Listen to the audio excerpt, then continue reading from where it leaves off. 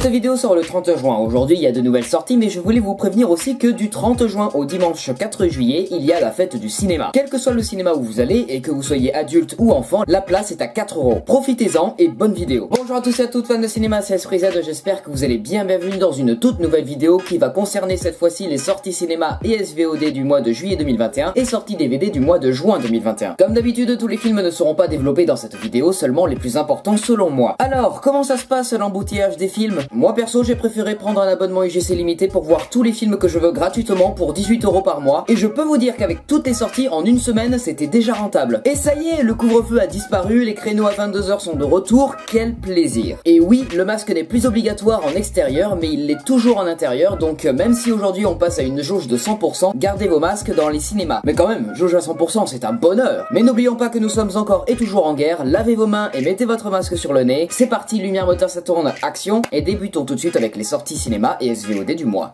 Le 2 juillet, deux films. Tout d'abord The Tomorrow War, qui est le nouveau film de Chris McKay, réal de certains épisodes de Robot Chicken, mais aussi de Lego Batman le film. Et The Tomorrow War débarquera sur Amazon Prime Video. Le monde est stupéfait lorsqu'un groupe de voyageurs arrive du futur, précisément de l'année 2051, pour délivrer un message urgent. Dans 30 ans, l'humanité va perdre une guerre d'envergure mondiale contre une espèce d'alien meurtrière venue détruire notre civilisation. Le seul moyen de survivre à cette attaque extraterrestre est de faire transporter des soldats et civils du monde d'aujourd'hui 30 ans plus tard pour lutter contre cette invasion alien. Parmi les recrues, Dan Forrester, père de famille et professeur au lycée, est déterminé à sauver le monde pour l'avenir de sa fille. Dan fait équipe avec une brillante scientifique et son père pour réécrire l'avenir de la planète. Et nous aurons aussi Fear Street 1994, le premier film d'une trilogie qui s'étendra pendant le début du mois sur Netflix. Cette histoire est adaptée des romans de R.L. Stein comme les deux films Chair de poule. À la suite d'une tragédie brutale à Shadyside dans l'Ohio, un groupe d'adolescents rencontre accidentellement le mal ancien responsable d'une série de meurtres brutaux qui sévissent dans leur ville depuis plus de 300 ans.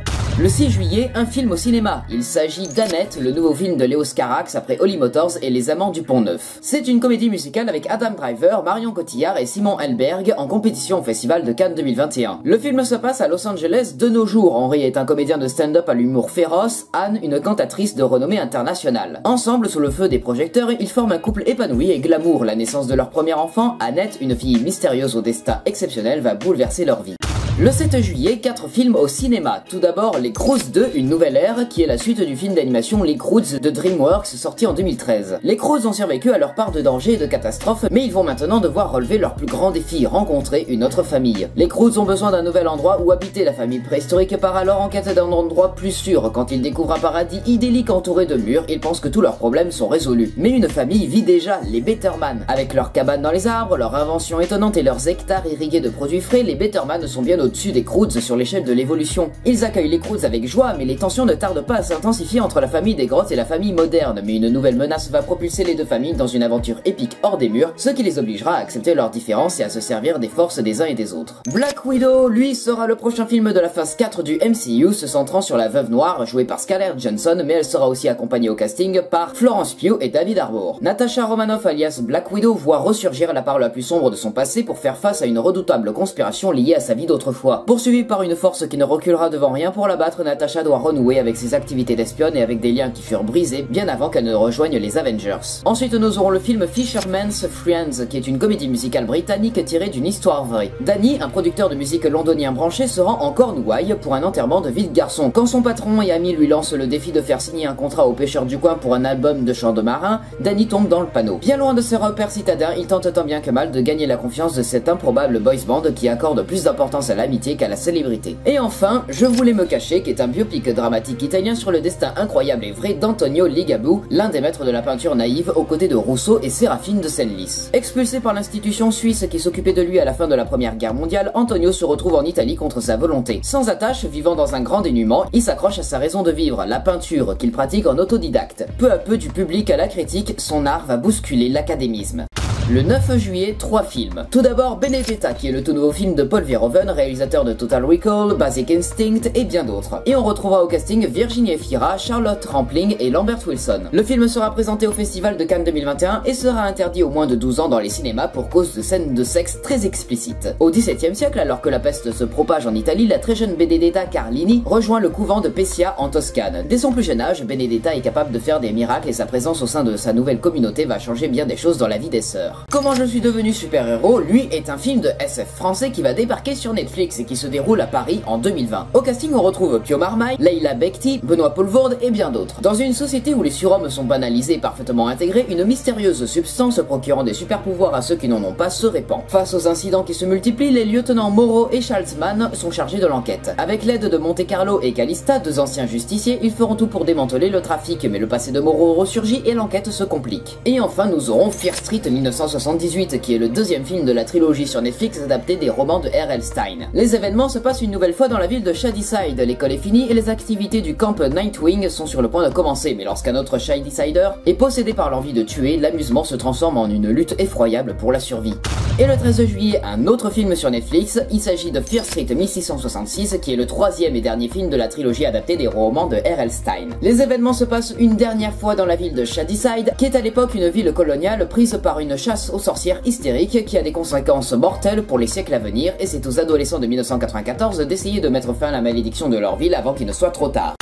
Le 14 juillet, 6 films au cinéma. Tout d'abord, Space Jam 2 Nouvelle Ère, qui est la suite du film culte, et on retrouvera les Looney Tunes aux côtés de LeBron James et Don Cheadle. Alors que le basketteur LeBron James visite les studios Warner avec son fils Bronny, il se retrouve accidentellement piégé dans une dimension parallèle où tout l'univers Warner Bros est contrôlé par le tout-puissant AEG, une intelligence artificielle. Avec l'aide des Looney Tunes, la star de la NBA va tout tenter pour retrouver son fils disparu et battre l'équipe des Goons de l'IA, composée des meilleurs basketteurs du monde. Nous aurons aussi Fast and Furious 9, le 9e film de la saga, de nouveau réalisé par Justin Lin, où l'on va retrouver de nouveau Vin Diesel et Michelle Rodriguez. Si Dom Toretto mène une vie tranquille loin du bitume, auprès de Letty et de leur fils le petit Brian, ils savent bien tous les deux que derrière les horizons les plus radieux se cachent toujours les dangers les plus sournois. Cette fois, pour sauver ceux à qui il tient le plus, Dom va devoir affronter les démons de son passé. Son équipe se rassemble pour démanteler un complot à échelle mondiale mené par le tueur le plus implacable qu'ils aient jamais affronté, aussi redoutable avec une arme que derrière un volant, un homme qui n'est autre que le frère désavoué de Dom, Jacob. Désigné coupable, ou en anglais The Mauritanian, est un biopic dramatique avec Tahar Rahim, Jodie Foster et Benedict Cumberbatch. Et c'est une histoire vraie tirée des carnets de Guantanamo de Mohamedou Ould Slahi. On va donc suivre le récit de ce Mauritanien que son pays a livré aux États-Unis, alors en pleine paranoïa terroriste à la suite des attentats du 11 septembre 2001. L'homme a passé des années en prison sans inculpation ni jugement. Il a retrouvé la liberté en octobre 2016. Nous aurons aussi le film Titan, qui est le nouveau drame fantastique de Julia Ducournau, réalisatrice de Grave. On y retrouvera Vincent Lindon et Garance Marillier, et le film sera présenté en compétition au Festival de Cannes 2021.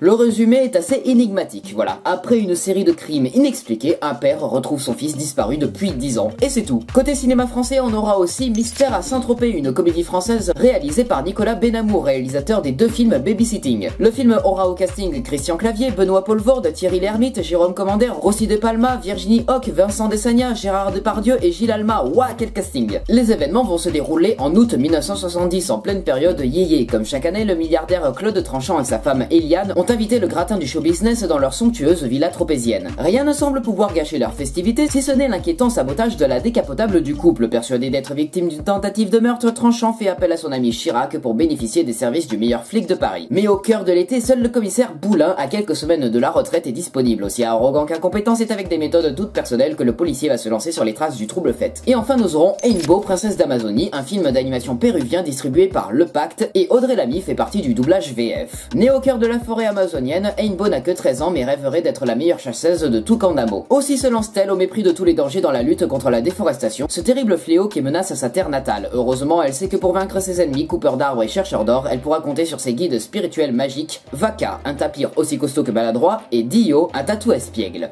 Le 21 juillet, 5 films. On commence chez Netflix avec Chasseurs de trolls, le réveil des titans, un film d'animation familiale qui vient de l'univers créé par Guillermo del Toro, où les héros des séries Chasseurs de trolls, le trio venu d'ailleurs et Mage et Sorcier s'allient pour combattre l'ordre de l'Arcane. Tout à fait ordinaire en apparence, la ville d'Arcadia est en réalité au cœur de puissantes forces magiques et mystiques, théâtre de nouvelles batailles contre trolls, extraterrestres, sorciers et autres créatures surnaturelles. Dans cette nouvelle épopée, ces héros doivent s'unir pour affronter un mystérieux ennemi qui s'est juré de conquérir les mondes d'Arcadia. Les 5 autres films vont sortir au cinéma et on commence avec un film que j'attends avec impatience. Kaamelott, premier volet, est le fameux film tant attendu depuis 12 ans par les fans, faisant suite aux 6 saisons de la série télé. On y retrouvera notamment Alexandre et Lionel Astier, Alain Chabat, Géraldine Nakache, Christian Clavier, Clovis Cornillac, Guillaume Gaillet, Antoine Decaune, Franck Pittiot, Jean-Christophe Imbert, Joël Sevilla, Jacques Chambon, Thomas Cosso et Sting. Le tyrannique Lancelot du Lac et ses mercenaires saxons font régner la terreur sur le royaume de l'ogre. Les dieux, insultés par cette cruelle dictature, provoquent le retour d'Arthur Pendragon et l'avènement de la résistance. Arthur parviendra-t-il à fédérer libérer les clans rebelles, renverser son rival, reprendre Camelot et restaurer la paix sur l'île de Bretagne?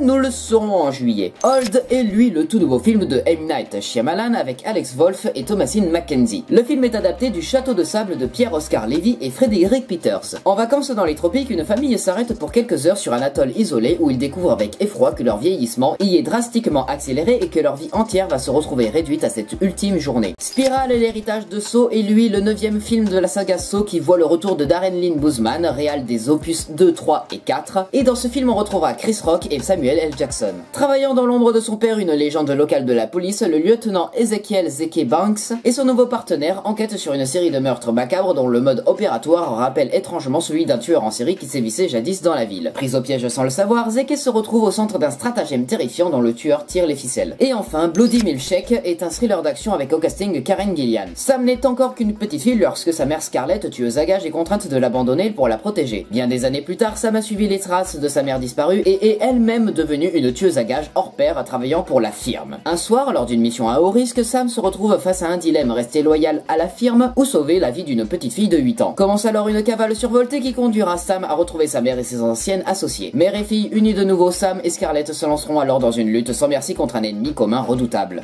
Allez, la dernière semaine, nous parlons du 28 juillet, 6 films au cinéma. Tout d'abord, The Suicide Squad, le tout nouveau film du DCEU réalisé par James Gunn et qui est une suite reboot au Suicide Squad de David Ayer en 2016. On aura au casting Margot Robbie, Viola Davis, Joel Kinnaman, Jay Courtney, Idris Elba et John Cena. Bienvenue en enfer, aka Bel Rêve, la prison dotée du taux de mortalité le plus élevé des États-Unis d'Amérique, là où sont détenus les pires super vilains qui feront tout pour en sortir, y compris rejoindre la super secrète et la super louche Task Force X. La mission mortelle du jour, assembler une belle collection d'escrocs, et notamment Bloodsport, Peacemaker, Captain Boomerang, Ratcatcher 2, Savant, King Shark, Blackguard, Javelin et la psychopathe préférée de tous, Harley Quinn. Armez-les lourdement et jetez-les littéralement sur l'île lointaine et bourrée d'ennemis de Corto Maltese. Traversant une jungle qui grouille d'adversaires et de guerrillos, à chaque tournant, l'escouade est lancée dans une mission de recherche et de destruction avec le seul colonel Rick Flag pour les encadrer sur le terrain. Et bien entendu la technologie du gouvernement dans leurs oreilles, afin qu'Amanda Waller puisse suivre le moindre de leurs mouvements. Comme toujours, un faux pas est synonyme de mort, que ce soit des mains de leurs opposants, d'un coéquipier ou de Waller elle-même. Si quelqu'un veut parier, mieux vaut miser contre eux et contre tous. Jungle Cruise, lui, est le tout nouveau film d'aventure des studios Disney et tiré d'une attraction. Il est réalisé par Jaume Collet-Serra et on y retrouvera le duo Dwayne Johnson et Emily Blunt, mais il y aura aussi Jesse Plemons. Chercheuse intrépide, la doctoresse Lily Houghton quitte Londres pour explorer la jungle amazonienne à la recherche d'un remède miraculeux. Pour descendre le fleuve, elle engage Frank Wolf, un capitaine roublard aussi douteux que son vieux rafio délabré. Bien décidé à découvrir l'arbre séculaire dont les extraordinaires pouvoirs de guérison pourraient changer l'avenir de la médecine, Lily se lance dans une quête épique. L'improbable duo va dès lors affronter d'innombrables dangers sans parler de forces surnaturelles dissimulées sous la splendeur luxuriante de la forêt tropicale. Alors que les secrets de l'arbre perdu se révèlent peu à peu, les enjeux s'avèrent encore plus grands pour Lily et Frank. Ce n'est pas seulement leur destin qui est en jeu, mais celui de l'humanité tout entière. La loi de Téhéran est un drame policier iranien qui a reçu le grand prix et le prix de la critique au Festival international de films policiers 2021. En Iran, la sanction pour possession de drogue est la même que l'on ait 30 grammes ou 50 kg sur soi, la peine de mort. Dans ces conditions, les narcotrafiquants n'ont aucun scrupule à jouer gros et la vente de crack a explosé. Bilan, 6,5 millions de personnes ont plongé. Au terme d'une traque de plusieurs années, Samad, flic obstiné aux méthodes expéditives, met enfin la main sur le parrain de la drogue, Nasser K. Alors qu'il pensait la faire classer, la confrontation avec le cerveau du réseau va prendre une toute autre tournure. Profession du père est lui un drame français adapté d'un roman et avec au casting Benoît Poelvoorde encore une fois. Ouais, c'est vrai qu'on va le voir quand même pas mal de fois au mois de juillet, Benoît Poelvoorde. Émile, 12 ans, vit dans une ville de province dans les années 1960 aux côtés de sa mère et de son père. Ce dernier est un héros pour le garçon. Tour à tour, il a été chanteur, footballeur, professeur de judo, parachutiste, espion, pasteur d'une église pentecôtiste américaine et conseiller personnel du général de Gaulle. Et ce père va lui confier des missions dangereuses pour sauver l'Algérie, comme tuer le général. C'est la vie est une comédie française qui est un film à sketch, c'est-à-dire avec plusieurs histoires entremêlées ou portant sur le même thème. On y retrouvera notamment Josiane Balasco, Nicolas Maury, Léa Drucker, Alice Paul, David Marsay et Julia Piaton. Pour son dernier jour avant la retraite, Dominique, une sage-femme au caractère bien trempé, est forcée de coopérer avec un jeune obstétricien arrogant. Ensemble, ils vont devoir accompagner 5 femmes à accoucher, elles s'en souviendront toute leur vie. Et enfin, nous aurons le film Spirit l'Indomptable, qui se veut être une suite de Spirit l'étalon des plaines, mais qui est surtout un reboot de la série Spirit au galop en toute liberté disponible sur Netflix. Lucky Prescott a très peu de souvenirs de sa mère décédée, Milagro Navarro, cascadeuse équestre à Miradero, une petite ville à la frontière du Grand Ouest américain. Comme sa mère, Lucky n'a obéi ni aux règles règles ni aux contraintes, ce qui ne va pas sans inquiéter sa tante Cora qui a élevé la jeune fille jusque-là sur la côte est. Mais après une incartade de trop, Cora décide de la ramener à Miradero, au ranch de son père Jim. La jeune fille s'ennuie ferme dans ce qu'elle considère d'emblée comme un trou perdu, mais tout change le jour où elle rencontre Spirit, un Mustang aussi sauvage et indompté qu'elle, et deux jeunes cavalières du coin, Abigail Stone et Prue Granger, la fille d'un propriétaire équestre du coin et meilleure amie de Jim son père. Lorsqu'un cow-boy vénal et son équipe projettent de capturer Spirit et les siens afin de les vendre aux enchères pour une vie de labeur et de captivité, Lucky embarque ses nouvelles amies dans une aventure exceptionnelle pour sauver le cheval qui a su lui insuffler l'amour de la liberté, le goût de la vie et qui l'a aidé à redécouvrir l'héritage de sa mère et la richesse de ses racines culturelles dont elle n'avait aucune idée. Et enfin, ça y est, on a fini, le 30 juillet, un film sur Netflix. Le Dernier Mercenaire est une comédie d'action avec Jean-Claude Van Damme et Alban Ivanov. Un ancien et mystérieux agent des services secrets est de retour en France pour sauver son fils qu'il n'a jamais rencontré. Ce dernier est recherché par le gouvernement qui projette de l'arrêter pour trafic d'armes et de drogue à la suite d'une boulette d'un bureaucrate zélé et d'une opération mafieuse. Oh là là. Ouais non mais le mois dernier je saignais du nez, là je suis sur le point de faire un malaise en voyant tous les films qui vont sortir. Il y en a vraiment beaucoup trop. Et c'est maintenant l'heure de voir ce qu'on a eu niveau sortie DVD depuis un mois. Quels sont les films qui sont sortis en DVD pour ce mois de juin 2021 quand les cinémas étaient à 75% des jauges et que les grosses sorties américaines commençaient à pointer leur nez. Les sorties DVD c'est tout de suite, c'est maintenant, il y a vraiment pas grand chose, voyons ça, let's go.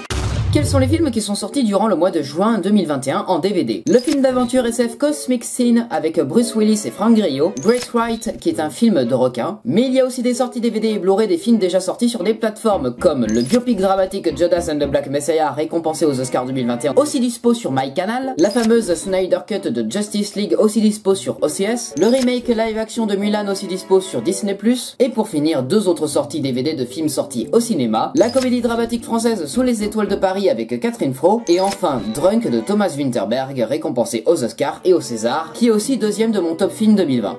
Et voilà, c'est la fin de cette vidéo rétrospective des sorties cinéma et SVOD du mois à venir et sorties DVD du mois dernier. J'espère que cette vidéo vous aura plu et si c'est le cas, vous savez quoi faire. Le like, le partage, le commentaire, la cloche, l'abonnement et bien entendu l'abonnement à mes réseaux sociaux. Quant à moi, je vous souhaite un très bon mois de juillet 2021. Sortez prendre l'air, allez au cinéma, buvez en terrasse, allez vous faire vacciner. Je vous souhaite un très bel été et n'oubliez pas, la fête du cinéma se termine le 4 juillet. Les boîtes de nuit réouvrent le 9 juillet et je vais pouvoir y aller parce que ma deuxième dose de Pfizer, je me la fais le 6. On se retrouve dans un mois pour les sorties d'août, j'espère, parce que je sais pas trop si je vais avoir le temps là pendant les vacances, mais je vais essayer. C'était Esprit Z, coupé.